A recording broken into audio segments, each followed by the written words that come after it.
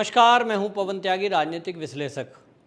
काफ़ी दिनों से हम एक चर्चा को लेकर चल रहे थे। बहुत पूरे देश में आक्रोश था, वो था सुशांत सिंह राजपूत की मौत को लेकर, और पूरा देश इस इंतज़ार में था कि कब इसकी मौत का खुलासा होगा।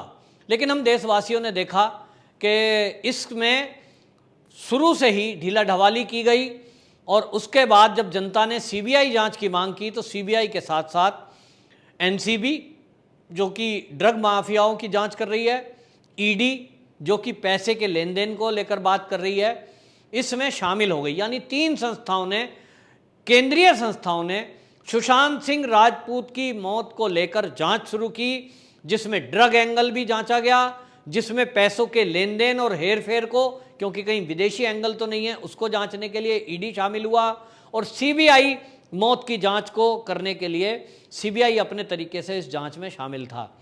लेकिन अब इस समय लोगों की जो धैर्य है वो धैर्य एकदम जवाब देने लगा। लोगों की एकदम प्रतीक्षा जो थी वो खत्म होने का नाम लेने लगी, और ये हो गया कि भाई नहीं, अब जल्दी से इस जांच का खुलासा होना चाहिए कि आखिरकार अब तक सीबीआई, एनसीबी और ईडी ने इस मुद्दे पर क्या क्या जानकारी प्राप्त करी और कौन कौन लोग इस मौत से जुड़े हुए हैं। लेकिन आपको बता दें कि इसके पहले अभी तक मुंबई पुलिस और बाकी जो जितने भी लोग हैं उन सब ने इसको आत्महत्या ही बताया है। सुशांत सिंह राजपूत और दिशा सालियान दोनों मौतों को मुंबई की पुलिस पहले ही आत्महत्या बता करके केस को ख़त्म कर चुकी है।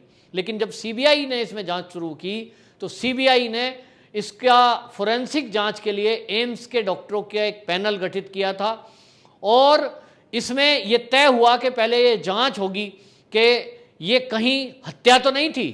इस पर अभी एम्स की तरफ से पूरा विधिवत कोई प्रेस कॉन्फ्रेंस या कोई ऑफिशियल स्टेटमेंट नहीं आया है। लेकिन इसी बीच एनडीटीवी ने एक खबर चलाई कि एम्स के डॉक्टरों ने कह दिया है कि इसमें तो सुशांत सिंह राजपूत ने, जो हमने जांच की है, इसमें यह पाया है कि यह आत्महत्या है। आखिरकार एनडीटीवी ने यह खबर क्यों चलाई?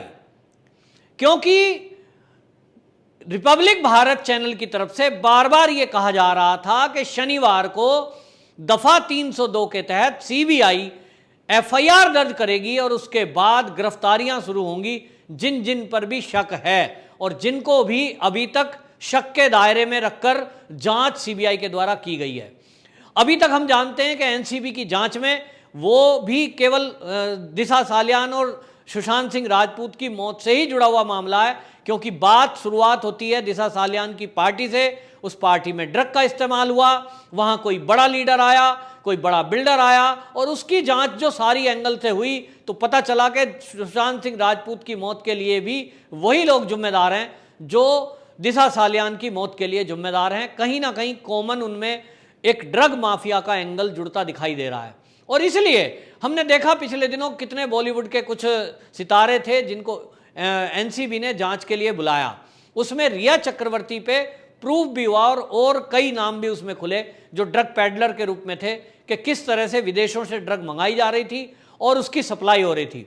अभी एनसीबी की जांच भी अंतिम चरण तक पहुंचनी बाकी है, क्योंकि यह खुलासा होना अभी बाकी है कि रिया चक्रवर्ती या दीपिका पादुकोण को वो कौन व्यक्ति है जो होलसेल में ड्रग मंगाकर इन लड़कियों को देता था।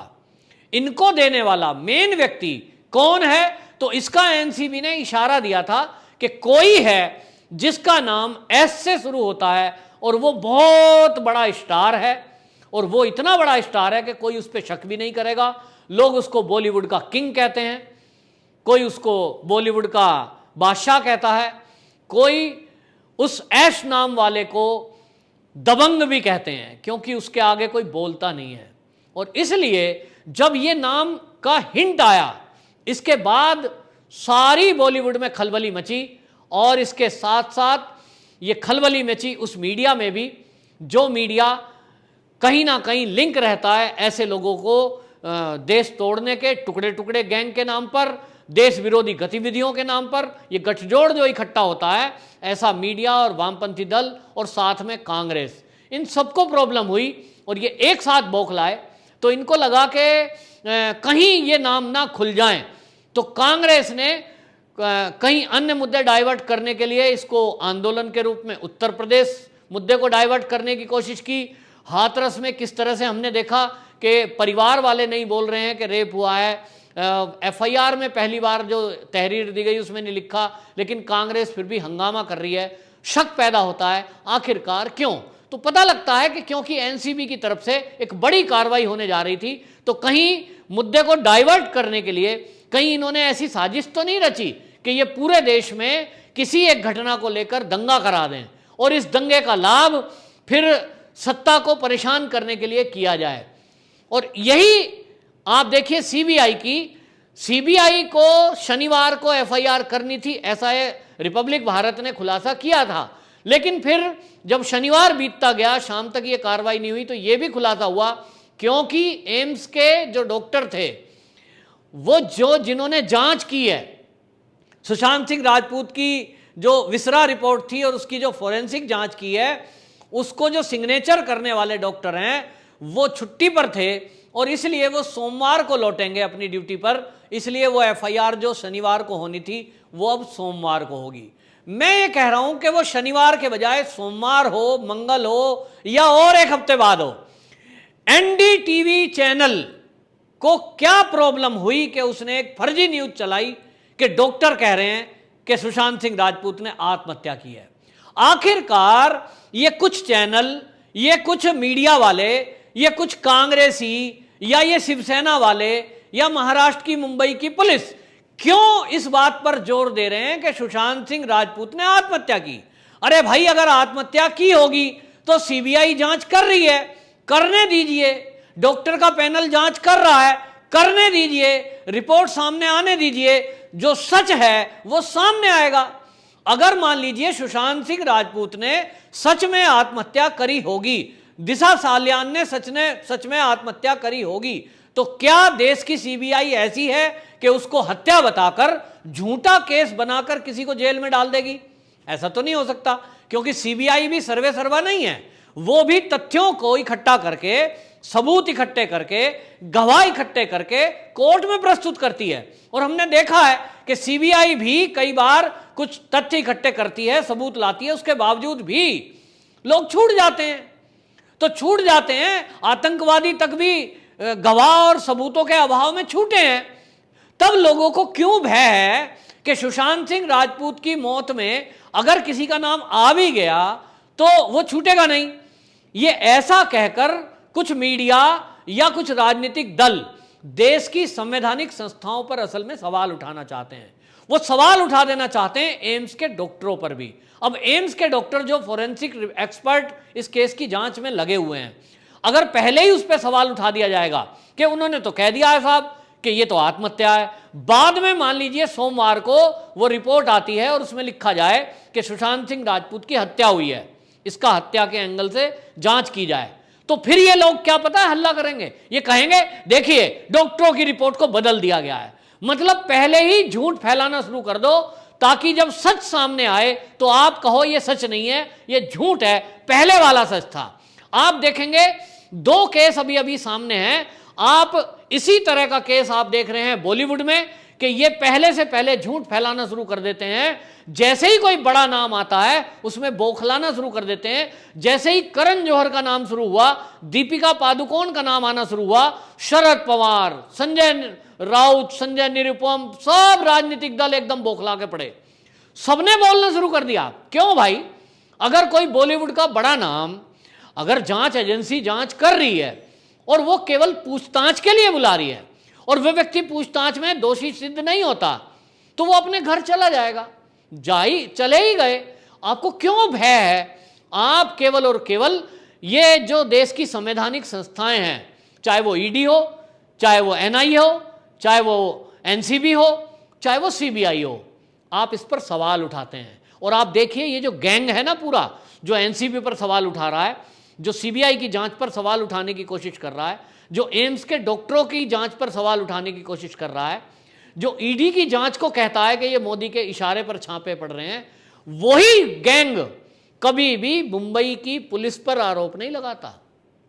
एक भी शब्द इस गैंग ने मुंबई की पुलिस के बारे में नहीं कहा कि इसने जांच ठीक नहीं की, क्यों नहीं पोस्टमार्टम रिपोर्ट में सुशांत सिंह राजपूत के टाइम खोला गया, तो कूपर हॉस्पिटल वाले डॉक्टरों ने जांच ठीक नहीं की, कोई सवाल नहीं उठाता।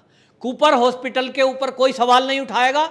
ये जो लिबरल गैंग है, ये जो वामपंथी गैंग है, ये जो कांग्रेसी हैं, ये कोई सवाल नहीं उठाता कूपर हॉस्पिटल पर, ये कोई सवाल नहीं उठाता मुंबई के पुलिस डिपार्टमेंट पर, ना उस कमिश्नर पर जिस कमिश्नर ने एक कार्यकर्ता की तरह काम किया और अर्नब गोस्वामी को घंटों थाने में बिठा कर रखा। ये सवाल नहीं उठाते किसी भी महाराष्ट्र की उस संस्था पर जिसने पाल घर में साधुओं की हत्या पर कोई कार्रवाई नहीं करी, लेकिन ये सवाल उठाते हैं केंद्रीय जांच एजेंसियों पर। क्यों? क्योंकि इस देश में इस समय एक साजिश रची जा रही है कि जो केंद्र सरकार के अंडर में आने वाली संवैधानिक संस्थाएं हैं, जिसमें सीबीआई भी है, जिसमें एनसीबी भी है, जिसमें ईडी भी है और चुनाव आयोग भी है। आपने देखा होगा जब कभी चुनाव आते हैं तो ये चुनाव आयोग पर, ईवीएम पर सवाल उठाते हैं। तो ये लिबरल गैंग ने तय किया है, वामपंथियों ने तय किया है कि देश की संवैधानिक संस्थाओं को बदनाम करो। ये यदा कदा सुप्रीम कोर्ट से न्यायिक जांच की मांग करते हैं, लेकिन यही लोग जब सुप्रीम कोर्ट से इनके फेवर या इनका मन मुताबिक अगर फैसला नहीं आता, तो हमने देखा कि अयोध्या के मैटर पर किस तरह से ये बौखलाए और इन्होंने कहा कि जो सुप्रीम कोर्ट है वो भी दबाव में काम कर रहा है। दूसरी तरफ हम कांग्रेस का दोहरा चेहरा देखते हैं कि ये प्रियंका गांधी और राहुल गांधी बुलंदशहर जाते हैं, पीड़िता के घर बैठते हैं, बंद कमरे में बात होती है और एक चेक पकड़ाते हैं उस परिवार को। क्या ये चेक रिश्वत है? और वो परिवार जब दरवाजा खुलता है तो मीडिया के सामने आके क्या शब्द बोलते हैं जो आज तक नहीं बोला। वो शब्द उन्होंने बोला, क्या बोला परिवार वालों ने? कि हम तो अपनी जो ये हमारी लड़की की मौत हुई है इसकी जांच सुप्रीम कोर्ट के जज से करवाना चाहते हैं। आप देखिए नया शब्द आ गया। पहले उसके पिता का वीडियो है जिसमें वो फुसफुसा रहे हैं कांग्रेसी और पीछे से बोल रहे हैं कि आप कहो सीबीआई की जांच होनी चाहिए, लेकिन जब योगी सरकार नार्को टेस्ट की बात करता है तो वो पलट देते हैं। सीबीआई की जांच की मांग अब योगी जी ने करी है तो ये पलट देते हैं। क्यों? क्योंकि इनको संवैधानिक संस्थाओं पर सवाल खड़े करने हैं। अब सीबीआई की जांच भी होगी तो भी ये सवाल उठाएंगे। इसी तरह ये सुशांत सिंह राजपूत की मौत पर भी कांग्रेसी लोग, वामपंथी लोग राजनीति करने से बाज नहीं आ रहे और ये पहले से माहौल बना रहे हैं जिसमें एनडीटीवी चैनल जैसा भी मिल गया है कि इस मुद्दे पर अगर सीबीआई कल को किसी का नाम ले एफआईआर के अंदर तो आप पहले ही हल्ला मचा दो कि ये तो जो है दबाव में काम कर रही है और बदले की कार्रवाई की जा रही है। ये एक बहुत अच्छा बहाना है, लेकिन अब जनता जागरूक है, ये बहाना चलने वाला नहीं है। सीबीआई देखते हैं कब 302 की धारा में सुशांत सिंह राजपूत की मौत में एफआईआर करती है और किस किस के नाम का खुलासा होता है। दूसरी तरफ एनसीबी, वो बड़ा एस जो है वो कौन है जो सभी बॉलीवुड के लोगों को ड्रग की सप्लाई करता था और उस पैसे को इकट्ठा करके विदेशों में आतंकियों तक पहुंचा रहा था। देखते रहिए आप इस चैनल को और मैं तो ये कहूँगा कि इसको शेयर करिए, क्योंकि ये एक चैनल ऐसा है जो सच की आवाज़ दिखाता है। तो आपको सभी को इंतज़ार करना होगा सच के लिए और उम्मीद है सुशांत सिंह राजपूत की मौत में शीघ्र ही हम सबको वो न्याय और खुलासा जानने को मिलेगा। वंदे मातरम।